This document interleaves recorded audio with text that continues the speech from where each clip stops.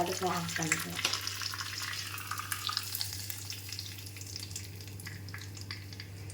இதெல்லாம் அப்படியே ஒரு கலர் விட்டு இப்போ அவியல் ரெடி ஆயிடுச்சு.